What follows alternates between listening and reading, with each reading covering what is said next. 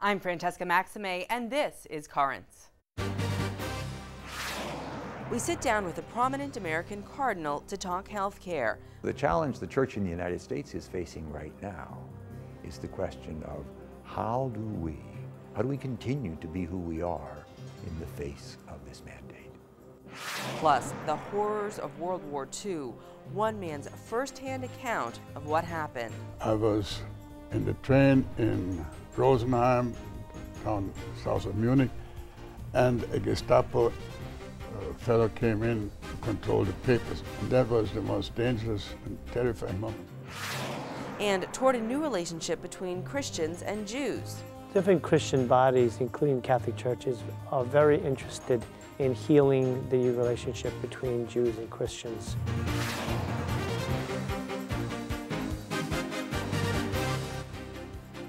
Well, good evening, and thank you so much for joining us. Liz Fablis has the night off.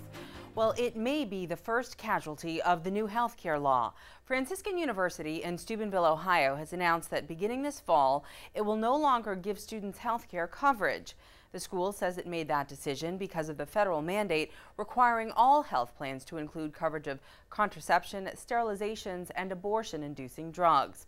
Now, the federal mandate is one major issue that could have a serious impact on this year's presidential race, as both President Obama and the Department of Health and Human Services face harsh criticism for getting the health care plan passed. And Washington Archbishop Cardinal Donald Wuerl is one of the major voices for the church in the nation's capital. He was recently in New York to receive the St. Catherine of Siena Award for his contribution to Catholic health care. We had a chance to sit down with Cardinal Wuerl to talk about the state of health care in the U.S. One of the great manifestations of the continuation of God's love at work in our world is Catholic healthcare ministry in all of its marvelous forms. Today, in the face of so many challenges to healthcare ministry and the rapidity of all of the developments taking place in that marvelous world of healthcare, we might be tempted to ask, why is the church in healthcare ministry at all? One of the major issues we face right now, and this is a serious challenge to our capability as a church, as a faith-based community to carry on our ministry, are the mandates, the Health and Human Services mandates. Authentic Catholic healthcare is healthcare that is not only inspired by, but also guided by the teachings and example of Jesus Christ. The greatest threat that we've seen recently is this mandate from the Department of Health and Human Services that calls abortifacients and sterilization and contraceptives preventive services for women and demands that every employer, every insurance plan provide those things with no copay, deductible, or any upfront costs. But we see the Patient Protection and Affordable Care Act, which many people know as Obamacare, itself is a great threat because it tries to put the federal government in charge of everything about healthcare financing and delivery.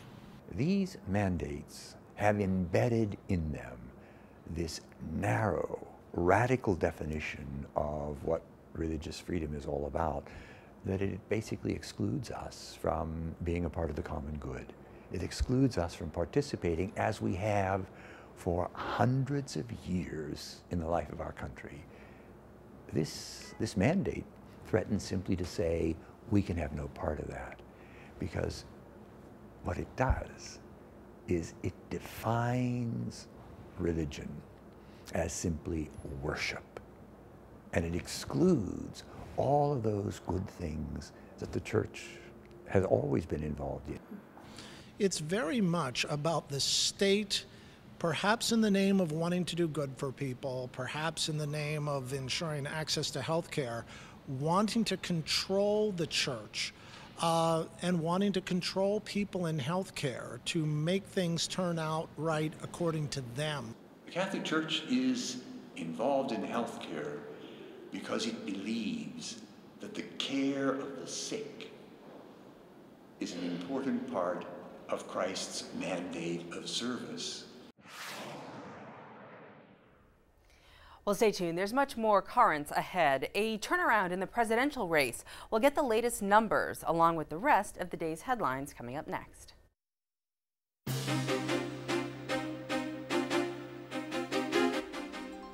Welcome back to Currents. I'm Francesca Maxime. It is a reversal of fortunes in the presidential race. A new CBS New York Times poll shows Mitt Romney leading President Obama among women. 46% of registered women voters support Romney compared to 44% for Obama. That's an 8-point flip from just a month ago. The results were similar for overall voter support, with Romney again garnering 46% compared with 43% for Obama. Close to 60% of registered voters say the candidate's views on same-sex marriage will not affect their vote. On the issue of same-sex marriage, 51% of Americans believe it should not be legal, compared with 42% who say that it should be legal. Meanwhile, a source tells CNN that the Obama campaign has hired a faith outreach director. According to the source, Michael Ware, who currently works in the White House Office of Faith-Based Neighborhoods and Partnerships, will join the Obama campaign as Faith Vote Director. According to CNN, Ware was raised Catholic but now attends a non-denominational evangelical-style church in Washington. Well, could same-sex marriage be one step closer in Rhode Island? Today, I'm signing Executive Order 1202 to make it clear that Rhode Island recognizes and respects out-of-state same-sex marriages. Governor Lincoln Chafee's executive order formalized a non-binding opinion issued in 2007 by Rhode Island's Attorney General. A regional director for the National Organization for Marriage said Chafee's action, quote, flies in the face of the clearly expressed actions of the legislature and the people. Following strong public outcry last year, the Rhode Island State Legislature scrapped a bill that would have legalized same-sex marriages and instead approved a bill to legalize same-sex civil unions. A diocese in Indiana is asking a federal court to toss out a lawsuit by a Catholic school teacher who was fired for using in vitro fertilization.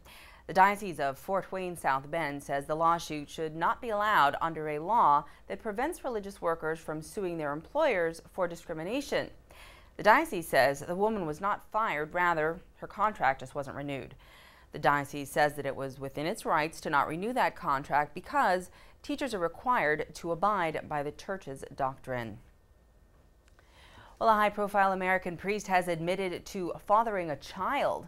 Father Thomas Williams, a member of the Legionaries of Christ, says that he had a relationship with a woman a number of years ago and fathered her child. Williams says the relationship occurred while he was, in fact, a priest. Father Williams is probably best known for his work as an analyst on church matters for CBS and for NBC.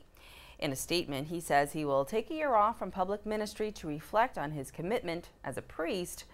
Father Williams is a member of the Legionaries of Christ, whose late founder led a double life that included fathering at least one child. Well, a group that advocates for the right to die has been indicted in the 2007 suicide of a Minnesota woman. The indictment charges Final Exit Network and 3 of its officials in the death of the 57-year-old woman who had been suffering from chronic pain following a botched medical procedure. The group says it does not assist people with suicides, but rather educates them on how to commit suicide. Minnesota law prohibits the aiding, advising, or encouraging of suicide. Well, the bishops of Canada are responding to what they say is an aggressive relativism that looks to relegate religion to the private sphere. Edmonton Archbishop Richard Smith tells Vatican Radio that the letter came in response to various threats and, in some cases, overt attacks to freedom of religion and conscience.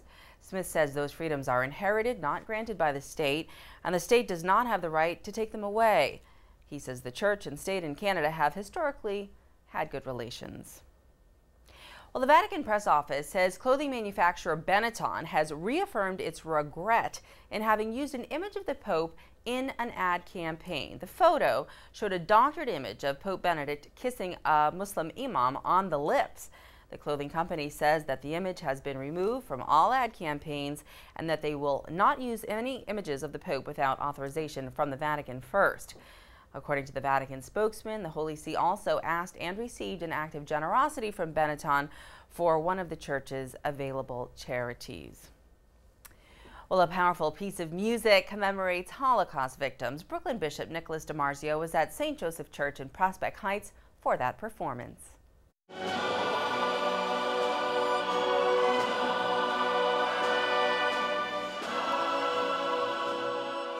We're here in St. Joseph's Church on Pacific Street, overfilled with people who came to listen to this concert entitled The Sufferings of the Innocent. This symphony is born out of the neo-catechumenal way with its founder, Kiko Arguello, who composed it in honor of the victims of the Holocaust.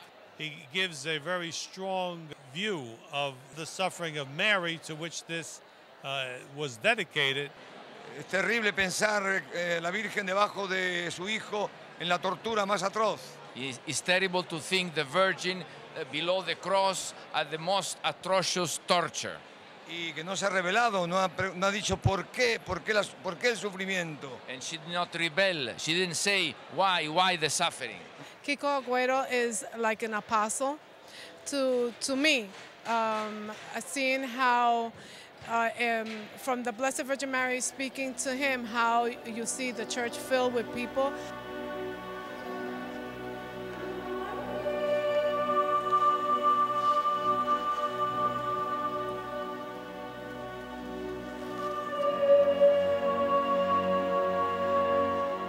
Maria, Madre de Dios, Mary, Mother of God. She really just gave herself truly to God's will, give up her only son. That really gives me hope, how people could just give up everything for the Lord.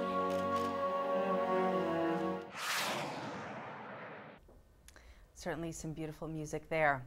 And a future auxiliary bishop for the Diocese of Brooklyn has been given another new assignment. Bishop DiMarzio has selected Bishop-elect Paul Sanchez to be the next pastor of Our Lady, Queen of Martyrs in Forest Hills, Queens. It comes less than 2 weeks after the Vatican announced that Sanchez and Monsignor Raymond Geppetto would be the new auxiliary bishops for the Brooklyn Diocese. Sanchez has been the vicar for Queens since June of 2009. He's also served at 5 parishes in Queens, as well as 1 in Brooklyn. He and Monsignor Geppetto will be ordained bishops on July 11th. Well, stay tuned. There's much more current straight ahead. Coming up, when Hitler invaded Austria, a memoir of heroic faith in tough times. Kurt at one point smuggled in Holy Communion into the concentration camp, but as it was a very dangerous thing to do.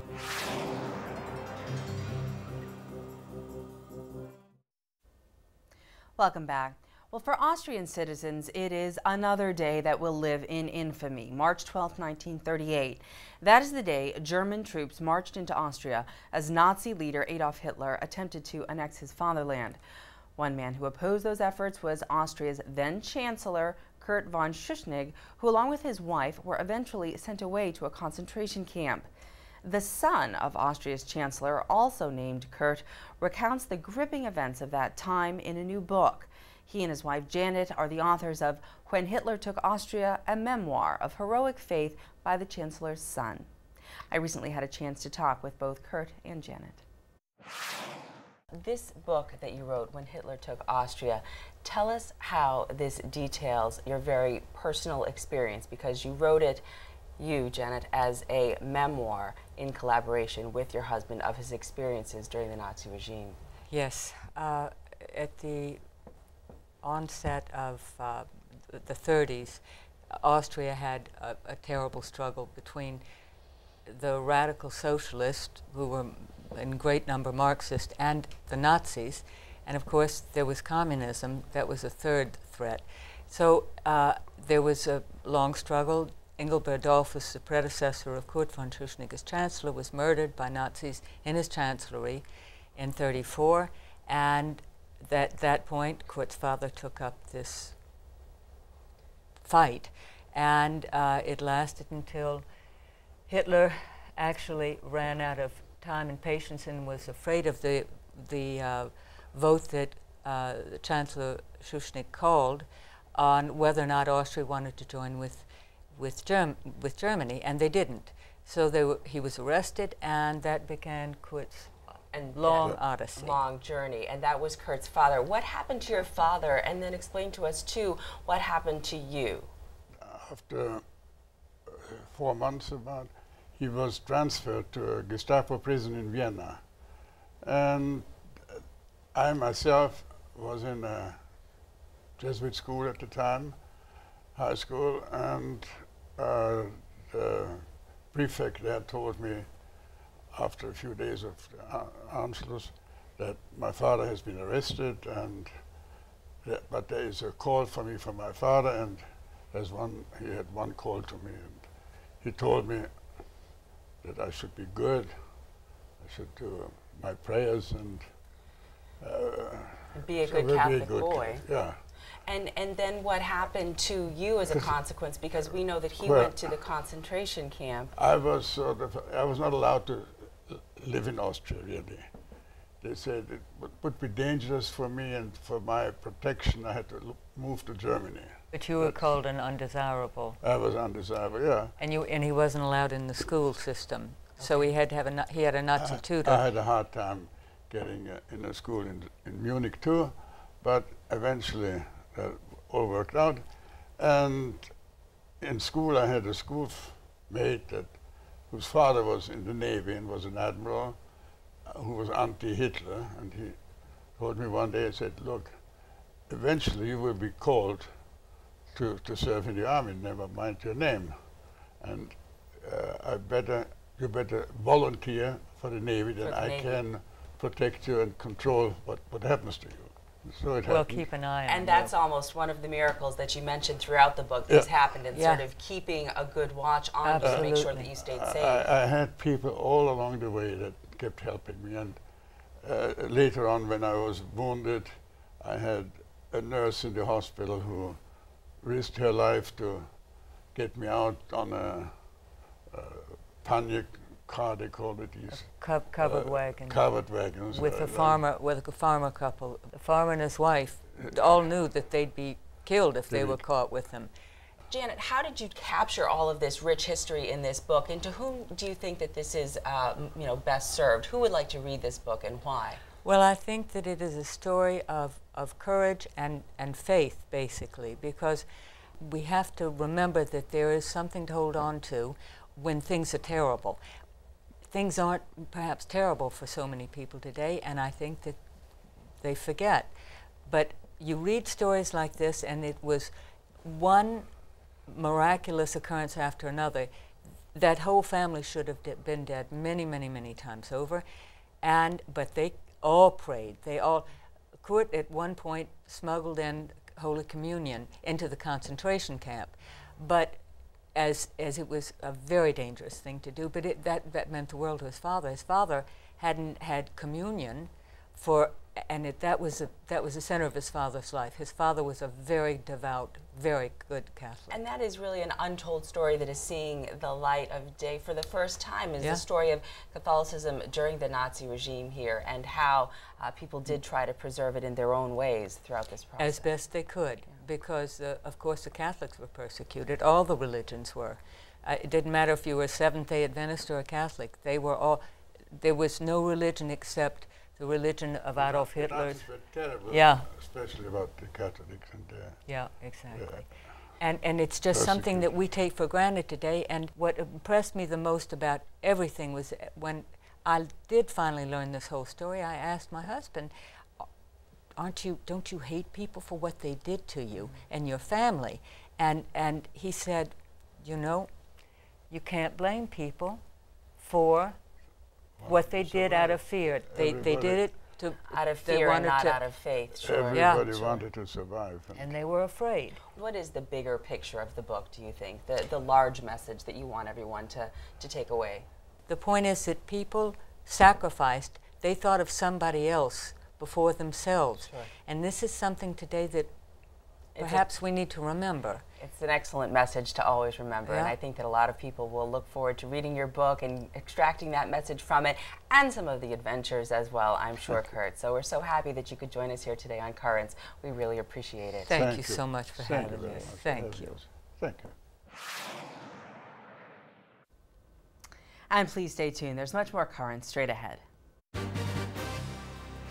When we return, reconciling the past and moving forward. When Christians talk about Jesus' teaching, they should not hold Jesus' teachings up over and against Judaism so as to make Christianity look better.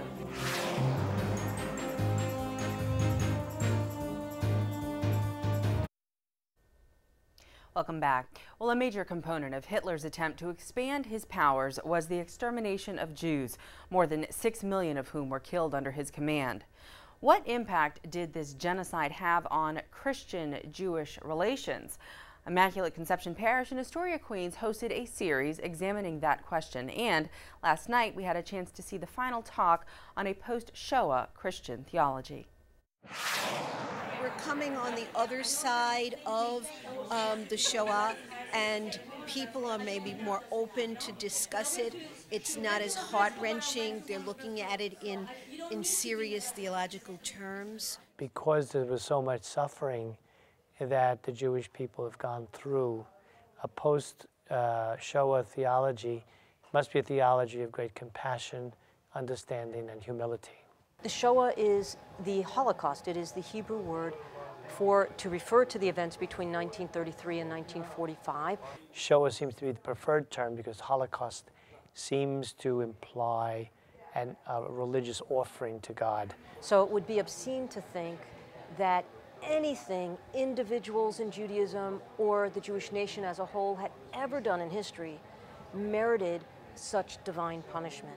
So if we get rid of the word Holocaust and we use the word Shoah, this great catastrophe, we understand it for what it is. When Christians talk about Jesus' teaching, they should not hold Jesus' teachings up over and against Judaism so as to make Christianity look better. Reconciliation requires theology because we're dealing with two groups of people that believe in God. And theology is the study of God, and therefore how each community views God is essential to the dialogue.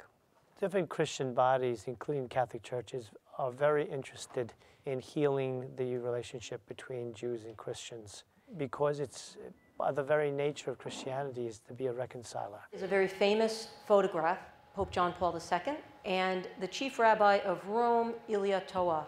This was a historic occasion back in 1986. This is where he gave his famous speech in which he said, the Jews are our elder brothers in faith, that we are intrinsically connected. Judaism and Christianity are intrinsically connected. I'm an optimist, so, you know, everybody had their wrong parts in what happened in the Shoah, as Dr. Procario Foley said, but what we need to do now is try to not let that happen again and go forward and be brothers and sisters as Christ wanted us to be. The point of all of these talks is to understand our past so that we can create a better future for both communities. So to begin to understand what went wrong when the relationship was forgotten, how it led to horrible things throughout history, that is the foundation, that knowledge is the foundation for a better future. And the world is still in suffering and pain, and it surely needs people of faith, Jewish, Christian, and other people of faith, to work together towards a better future.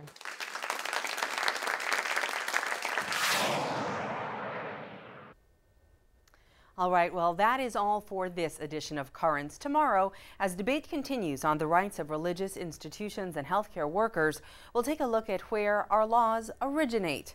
Until then, be sure to visit us online at currentsny.net, and you can also connect with us on Facebook and follow us on Twitter. For all of us here at Currents, I'm Francesca Maxime. Thank you so much for watching. Have a great night.